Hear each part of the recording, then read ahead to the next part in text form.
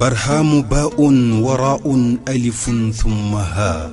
ميم مجل فيض تيجان جخن نينان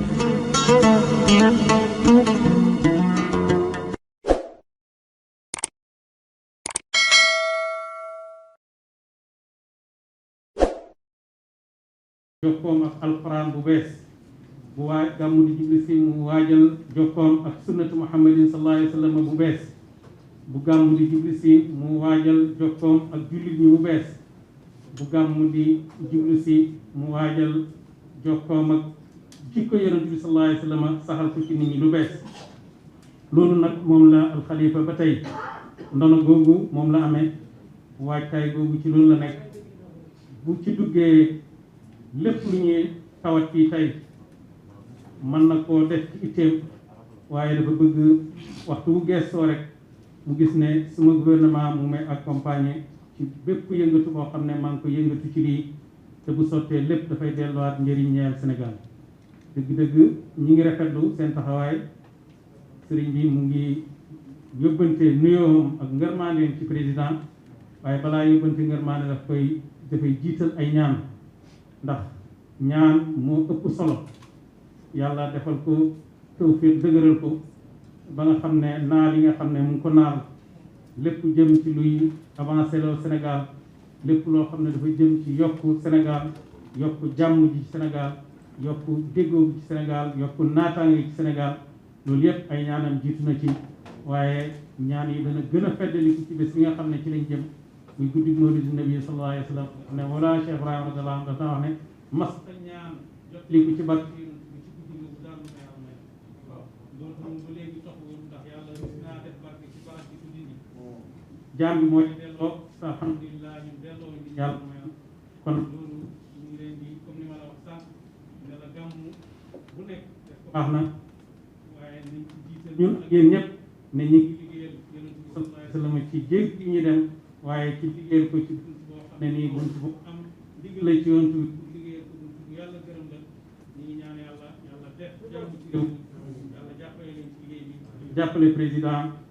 dimbale Sénégal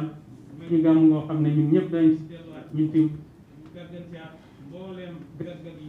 ndax buñ ne yenoon ci yërmaande la responsable ci julli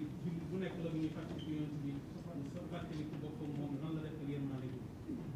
diine jàmm la jullit bu nekk occasion la pour mu fàttali boppam moom nan la mel ak jàmm ak àddina nan la mel ak jàmm boppam nan la mel ak jàmm bi dëkkam nan la mel ak jàmmi réewam yonent bi jikko la ndax yàlla daf ko yónni mu moo jikko yi occasion la pour jullit bu nekk mu seetaat boppam nan la pare pour def ak jikko yooyu nga xam ne yonent bi sallallahu alayhi wa sallam moom la ñuy woon pour mottali gàmmu pour ñu loolu rek beesalaat suñu kóllëre beesalaat suñu jokkoo ak alquran beesalaat suñu jokkoo ak yonent bi sallallahu alayhi wa sallam beesalaat suñu jokkoo ak Mawlana Cheikh bi nga xam ne radiyallahu anhu yàlla may na ko mu tegu ci yoonu yonent bi sallallahu alayhi wa sallam bëgg ko xam ko takku alquranam ji di ko tagg ba yonent bi sallallahu alayhi wa sallam bàyyi ne yonent bi ma doon tagg dem na ba ne ma suma mbir bàyyi naa ko Ibrahima lu mu jàllale mu jàllale maanaam fu mu gërëm ma gërëm la loolu mooy kii sëriñ la boo xam ne mu ngi tegu ci suma yoon ndax ida saara xayru naasi surtout waraahu bayn xalla yowman fil masiru bahidu gën ci mindeef bu doxee rek ma dox mooy li yonent bi daganal loolu lay def lim tere loolu lay tere kon boo ci tegoo rek ci yoonu yonent bi sallallahu alayhi wa sallam ci nga tegu beesalaat loolu beesalaat kóllëre googu moo tax ba léegi ñuy oote gàmm goo xam ne comme ñëpp xam nañ ko addina yépp la ñuy fuglu pour ñu ñëw uy si ko addina yëpp tim ñoo pare pour uy si ko bu ngeen taxawee taxawaay bii ngeen xam ne yéen a ngi taxaw pour accueillir addina yëpp ñu ñëw loolu duñ mën a def lu may gërëm leen waaye duñ mën a def lu may ñaanal leen waaye duñ mën a def lu may béggal leen en avance ndax liggéey la boo xam ne ku ci liggéey rek yàlla dana la dimbale te ñun ñëpp ndimbali yàlla rek moom lañ soxla ndax kenn man si dem lu may ci ndimbali yàlla moo tax yàlla fu mu tuddee ndimbal ci alquran rek dana ci tudd turi yàlla yansurullaha yansurkum nasru min allahi wa fatun qarib idaa jaa wala yansurunna allahu may dimbal ci yàlla rek am ñaan yàlla am na yàlla may Sénégal ñu xettali Sénégal wala jafe-jafe yi nekk ci période boo xam ne wute naa ni jamono xamoon ko daaw yàlla may ñu ci ndimbal ndax ku nekk ragal na dëgg-dëgg dajee ci jamono bi ñu koy def daaw la gënoon a raglu waaye amutoon dara lu ñu yaakaar gannaaw ndigali sëriñ bi nga xam ne mu ngi ko sof ci ndigali Mawlana Cheikh Ibrahima radiyallahu anhu amul dara lu yaakaaroon lu may gàmmu delluwaat ci lu baax rek la delluwaat ci buumu yàlla gi la delluwaat ci alquran la delluwaat ci sunnatu muhammadin sallallahu alayhi wa sallam loolu yëpp daf ñuy jàngal naka la ñuy mën a dundee sax ak bépp situation boo xam ne am na ñu ngi ci gàmm goo xam ne dëgg situation bu jafe la ndax ba léegi Covid bi mu ngi ci àddina bi kenn ku nekk war ngaa def sa responsabilité yow ne yow yaay ki nga xam ne yaa war a xeex Covid mooy doo ko wàll kenn du la ko wàll boo ko defee ci sa bëgg-bëgg li ci des ndimbal yàlla ñu ngi ñaan yàlla maye ndimbal boobu ñu ngi ñaan taalibe yi fépp fu ñuy mën a jógee nañ sàmm wanteeg di nga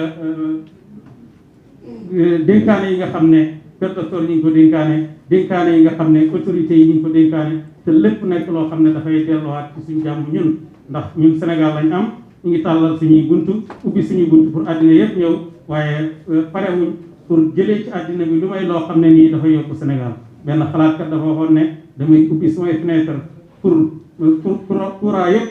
seen i ngelaw philosophie yëpp seen i ngelaw upp suma néeg waaye nag ci charte benn ngelaw buy buddi suma garab du ànd ak loolu daal nañ yàlla may loolu dugg ci bismillahi génn ci alhamdulilahi gan ñi ñëw ci jàmm dellu ci jàmm bàyyi ñu suñu Sénégal bi nga xam ne mu ngi am jàmm googu di yokk di gën a barke di gën a law yal nañu yàlla defal loolu mbas mi yàlla génnee ko ci réew mi génnee ko ci mbooleem réew yi lislaam yi ñi nga xam ne ñëpp jël nañ fii ay joxe nañu seen i kàddu pour def li nga xam ne moom lañ sàkku ci ñoom nga xam ne buñ koy sàkk du ne dañoo wax ne suñ bëgg-bëgg fii lay am waaye dañuy jàpp rek ne ñu ànd ak lii lañ mën a gum waaye waxtu buñ jàppee ne man ngeen lu ëpp rek ñu laaj leen lu ëpp loolu buñ jàppoon ne man buñ laajee téeméer tey buñ yundoo suba gis ne man ngeen ñaari junne dañ leen laaj ñaari junne ñu ngi gërëm ñu ngi sant ñu ngi ñaan yàlla gàmmkat yi ñëw ci jàmm dellu ci jàmm ñu ngi wax la bàyyi waxoon hani an di ibrahima laaqa hilaaluhu hilaalun bada linnaazirina jamaaluhu hilaalu rabiin fiihi jaa muhammadun fa tammalana albushra wa amma nawaaluhu mbég googu mbaax googu gàmm gi ñëw ñu ngi koy teeru ci loolu yàlla bu ci kenn ëppale Sénégal yàlla yàlla jàppale ñi président jàppale ñi nga xam ne ñoo koy jàppale ndax benn waaye laa déggoon mu ne boo duggee ci oto di ñaanal chauffeur bi ñaanaloo chauffeur bi sa bopp ngay ñaanal ndax bu muccee nga mucc président bu muccee ñun ñëpp ñu mucc ñu ngi koy ñaanal yàlla teg ko ci yoon wi nga xam ne li Sénégalais yi di séntu ci moom dana mën a assurer loolu yàlla rek ko mën a yàlla na ko yàlla defal yéen ñi nga xam ne yéen a ngi jàpp ci liggéey bi yéen ñëpp yàlla boo leen dimbale ñun ñëpp ñaanal sëriñ bi yàlla dëgëral ñëpp ba nga xam ne dañ dundal gàmmu gi ci li nga xam ne moom la ko Cheikh Ibrahima daan defee gërëm loo yàlla gërëm loo yonent bi sallallahu alayhi wa sallam allahumma salli ala sayyidina muhammadin al-fatih lima ughliq wal khatim lima sabaqa nasir al-haqq bil haqq al-hadi ila siratika al-mustaqim wa ala alihi haqqa qadrihi wa miqdarihi al-azim salatan taftahu lana biha abwab ar-ridha wa at-taysir wa taghliq biha anna wa bish-sharri wa at-ta'sir wa takunna biha waliyyan wa nasira أنت ولينا ومولانا ونعم المولى ونعم النصير سبحان ربك رب العزة عما يصفون وسلام على المرسلين والحمد لله رب العالمين.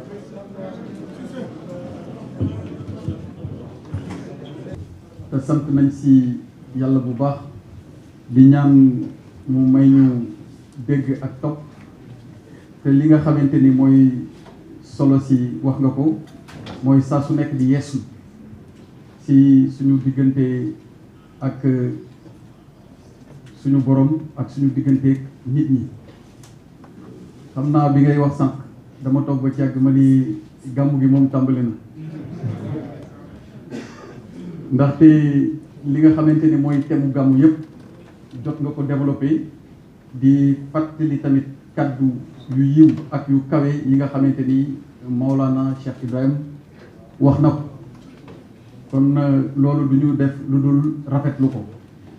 jataayu tey bi fàttali nga ko léegi ci sa wax jataay la boo xamante ni liñ si jublu mooy xool ci biir waxtaan lépp lu gàmmu gi yittewu ci wàllu taxawaay diggante service su état bi ak comité d'organisation bi ñu jël ci ay engagement am luñ ci tàmbalee def ci wenn wàll wi li ci des ñu war koo mottali ci léegi ñuy egg ci gàmmu gi te mu doon ndigal loo xamante ni dafa bàyyeekoo ci son excellence monsieur le président de la république Macky Sall nga xam ni digganteem ak Medina Baye ak digganteem ak sëriñ bi ku nekk xam na ko waaye digganteem ak mboole seen këru diine yi nga xamante ni ñi ngi ci Sénégal tamit ku nekk xam na ko mu jox ñu ndigal te loolu conseil des ministres bii ñu weesu rek moo ci mujj ni ginnaaw bi ñu génnee ci màggal gi ñu ngi dëgmal gàmmu gi kër gu nekk ci Sénégal war a gàmmu na ngeen ci am taxawaay bu mat sëkk ba lépp loo xamante ne aju na ko ci taxawaay ngeen taxawee ko fa ànd ceeg service su état bi gunge leen jàpp ci liggéey bi ba li nga xamante ni moom lañ ci séntu ci aw yiw ak ci wàllu doxalin ci organisation gàmmu bi ñu am ci lu kawe suñu njort gàmmu Medina Baye du ñu tay ci di ko fàttali dafa doon gàmmu goo xamante ni li koy mandargal mooy te bi waxtaan wi leeral na ko boo jëlee dimension bi mu am duñ ni sax dimension rek régionale la mais dimension internationale la réew yi wër Sénégal yépp dañ koy teewe seen doomi réew di fa bàyyeekoo di ñëw di ko fekkee di ànd ak yéen teewaay bi waaye di ànd ak yéen tamit jëf gi leeral nañ léegi nii mbokk yi nga xamante ni dañuy bàyyeekoo Mauritanie dañuy waajal seen bopp ba lépp lu ñuy yittewoo diiru li ñuy nekk Medina Baye ñoom ñoo koy indaale du ñu aju ci ñi nekk ci dëkk bi te suñ ko defoon it yàlla dina ko matale waaye pas-pas ak yitte ju kawe mooy waral ñu yegg foofu ci seen doxalin ci wàllu côte Afrique de l'Ouest bu ñu ko jëlee ci Nigéria nit ñi dañ fay bàyyeekoo ci Ghana ba ci Sierra Leone waaye ba ci réew yi gën a sori mu jëm ci Europe ci Amérique wala yeneen réew yi gën a sori ci Afrique muy Soudan sax nit ñi dañ fay bàyyeekoo ñëw di teewee gàmmu bi kon gàmmu googu am na dimension spirituelle bi nga xamante ni wax nga ko léegi sëriñ bi fàttali ko muy solos gàmmu di revisiter waat li nga xamante ni mooy jikko yi di ko dëppale wala boog di jéem a roy ki nga xamante ni moom la ñu yàlla royloo muy suñu tegtal ci diine muy Seydina Mohamed alayhi salaatu wassalaam waaye bu loolu jàllee dafa am tamit une dimension économique te dimension économique boobu mooy waral échange ak weccele yi nga xamante ni mi ngi am diggante Sénégal ak yeneen réew ñu ko ci seetlu ba tax na dina dundal gox waaye dina dundal koomu réew nga xamante ni day mel ni am na sëriñ yu baax yu ko daan wax dafay mel ni dafay boole ñaari yiw dafay boole yiw bi nga xamante ni day suuxat ruu waaye dafay ànd ak yiw bi nga xamante ni day suuxat sa dundalin ni ngay dundee ci wàllu koom-koomu daamu aadama te nit bu fekkente ni mbiram yéwénul ci wàll bi mën na indi gàllankoor ci wàllu jaamu yàlla kon loolu lépp yiw la ñu ngi ciy sant yàlla bu baax a baax a baax di wax ni service su état bi dinañ taxaw sous la coordination au niveau régional du gouverneur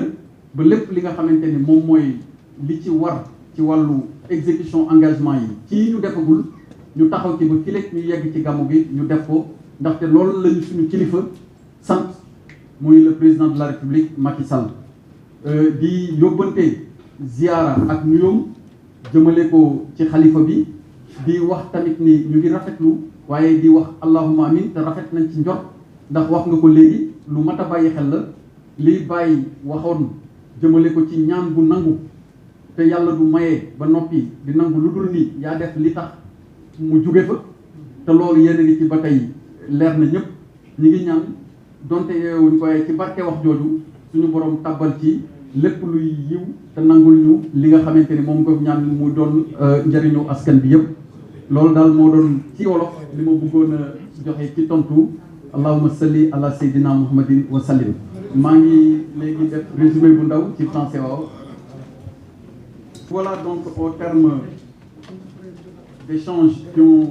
duré plus de 5 tours d'horloge, échanges qui ont donné lieu à de débats très riches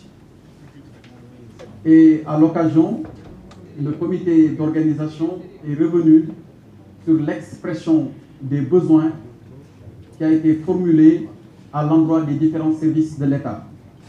Mais avant de revenir sur cette question relative à l'état d'exécution de ces engagements, ainsi que donc les autres engagements qui ont été pris en direction du Gamou de Medina Baye, je voudrais rappeler que son Excellence, Monsieur le Président de la République, Macky Sall, nous a instruit d'organiser et d'accompagner toutes les communautés religieuses à l'effet d'avoir des gamous dans les meilleures conditions possibles. C'est dans ce cadre que j'ai l'honneur à son nom aujourd'hui de présider la réunion nationale préparatoire à la tenue du Gamou de Medina Baye, dont on sait qu'il revêt une dimension internationale au regard des participants qui viennent des pays de la sous-région, mais également d'autres contrées beaucoup plus éloignées. S'agissant du contenu de nos discussions de ce jour, on a pu noter avec satisfaction qu'il y a des travaux qui ont déjà été engagés par l'État dans différents domaines, qu'il s'agisse de l'électricité, de l'eau, de l'hygiène ou même du secteur donc de l'assainissement. Mais ce Gamou de cette année, à l'image des autres de l'année précédente, est organisé dans un contexte de pandémie. Qui parle de pandémie parle de mesures barrières à respecter, et la directrice générale de la santé ici présente est revenue largement sur le dispositif mis en place par le ministère de la Santé par rapport donc au point de vaccination, mais également par rapport à tout ce qui est prévu en termes de mise à disposition de masques et en termes aussi de sensibilisation. L'organisation et les propos tenus tout à l'heure par Serigne Cheikh Mahi Niass, porte-parole de Medina Baye, ou Cissé, de Serigne Cheikh Mahi Cissé, Serigne Cheikh Mahi Niass et le Khalif. Mais comme on le dit dans l'islam, et c'est plus précis encore en wolof, nit ku nekk ki la daraja yi ki la yónni ngay taxawee. Donc ça, je pense que dire que c'est Serigne Cheikh Mahi Cissé, représentant de Serigne Cheikh Mahi Niass ici, ne fait que conforter la conviction profonde que nous avons de l'éclat qui s'est dégagé, du contenu de son propos qui rappelle à bien des égards ce qui caractérise notre prophète bien-aimé, Sayyidina Mohamed alayhi salatu wassalam, qui est notre référence et notre modèle à nous tous. Je lui disais tout à l'heure en wolof que le Gamou a bien commencé. Il a bien démarré dans le cadre de cette réunion parce qu'il a été l'occasion de rappeler de façon forte l'objectif poursuivi par Maulana Seydina Ibrahim Niass, Cheikh Ibrahim Niass, Cheikh al-Islam, quand il a décidé d'instituer le Gamou. Il s'agit de rappeler les bonnes pratiques en islam, il s'agit de rappeler ce qu'étaient les caractéristiques et toute la pratique mohammedienne en termes de tradition, de rappeler également ce que doit être l'œuvre et la vie d'un musulman à l'égard de son Seigneur, mais aussi ses relations à l'égard de son prochain. Nous ne pouvons que nous réjouir de l'exemplarité des propos qui ont été ici tenus et souhaiter que le Gamou se passe, comme je l'ai indiqué tout à l'heure, dans les meilleures conditions, mais vous assurer, avant de terminer, qu'au-delà de l'exécution effective qui a été notée dans le cadre des engagements de l'État, pour le surplus, le gouverneur de région ici présent va assurer un suivi quotidien de tous les engagements des services, au besoin rendre compte, et tous les correctifs, le cas échéant, ils seront apportés pour que le Gamou de cette édition soit à l'image de ce qu'on a connu par le passé, sinon plus, et nous le souhaitons, et barakati Nabi Mustafa sallallahu alayhi wa sallam. Sur ce, je vous remercie.